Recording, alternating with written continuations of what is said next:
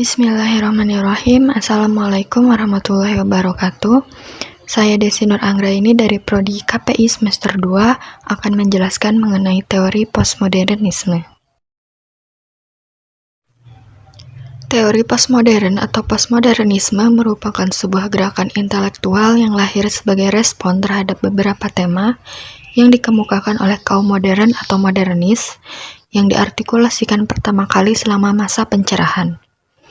Era modernisme sendiri hanya dibatasi pada akhir abad 20. Beberapa ahli terkadang menyebutkan bahwa era postmodernisme dimulai setelah Perang Dunia II berakhir, karena adanya kekecewaan eksistensial akibat terjadinya Holocaust. Selain itu, kelahiran postmodernisme ditempatkan di tahun 1960-an ketika modernisme tidak lagi produktif. Postmodernisme tidak mewujudkan dirinya sendiri hanya terbatas pada filsafat seperti ontologi, epistemologi, dan aksiologi atau teoritis, melainkan postmodernisme adalah sebuah konsep yang jauh lebih komprehensif yang melingkupi seni arsitektur dan kritik. Terdapat beberapa tokoh yang dikaitkan dengan postmodernisme, di antaranya adalah Jean-François Lyotard, Jean Baudrillard, Jacques Derrida, Linda Hudson, dan Frederick Jameson.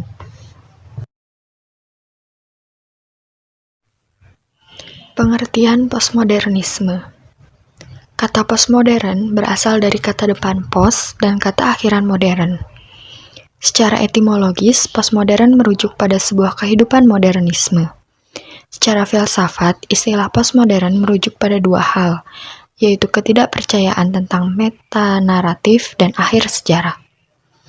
Sedangkan Stephen Best dan Douglas Kellner menyatakan bahwa postmodernisme menggambarkan berbagai gerakan dan artefak dalam bidang budaya yang dapat dibedakan dari berbagai gerakan, teks, dan praktek kaum modern.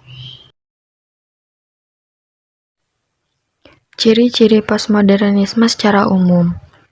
1. Kebenaran bersifat subjektif dan tidak mutlak. Setiap individu dapat membentuk sendiri kebenaran sesuai dengan konteks, waktu, dan tempat. Akibatnya, kebenaran menjadi sesuatu yang beragam. Kedua, postmodernisme menganggap perbedaan sebagai hasil yang lumrah, sehingga harus dihargai dan dihormati. Hal tersebut dilatar belakangi oleh pemikiran postmodernisme yang tidak menerima segala sesuatu yang sifatnya universal dan bertujuan untuk generalisasi. Ketiga, postmodernisme menolak akan adanya metode ilmiah dalam menemukan kebenaran, sebab hal ini hanya akan menyebabkan kita menerima kebenaran mutlak. Padahal bagi postmodernisme, kebenaran merupakan sesuatu yang dinamis. Keempat, postmodernisme menganggap bahwa ilmu pengetahuan yang ada di luar sana syarat akan nilai, bukan sesuatu yang netral. Nilai-nilai tersebut bergantung pada masyarakat yang melingkupinya dan keyakinan dari penemu ilmu itu sendiri. Kelima, intuisi menjadi aspek penting untuk menangkap makna yang ada di dunia, sehingga dapat membebaskan individu dari sesuatu yang membelenggu dirinya. Sejarah singkat istilah postmodernisme.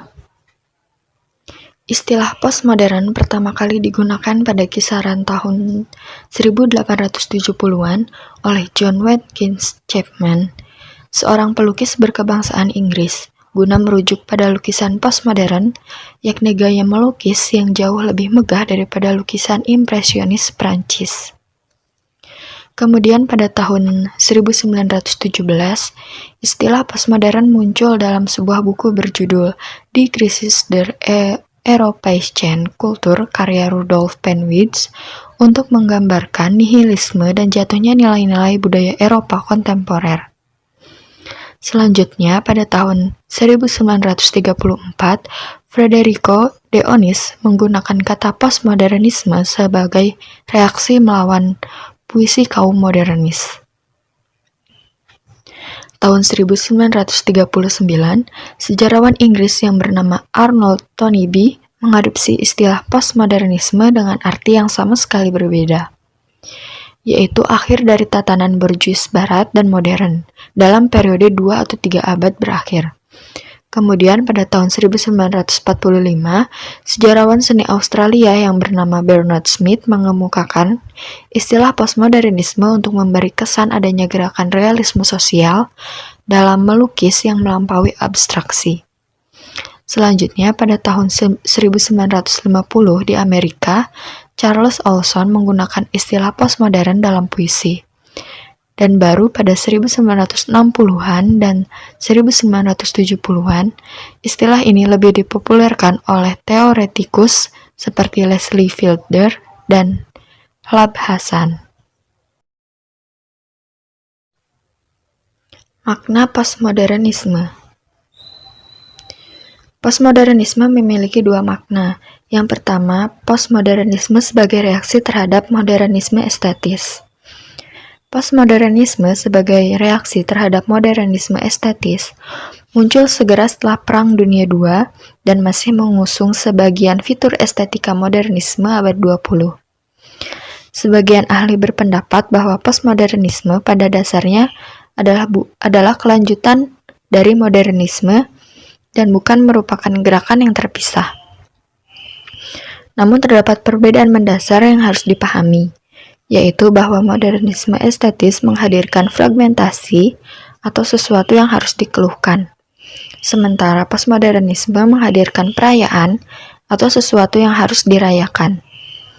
Kedua, postmodernisme sebagai reaksi terhadap tradisi modernitas. Hingga tahun 1970-an, diskusi tentang postmodernisme pada umumnya terbatas pada pengertian awal postmodernisme, yaitu postmodernisme sebagai reaksi terhadap modernisme estetika.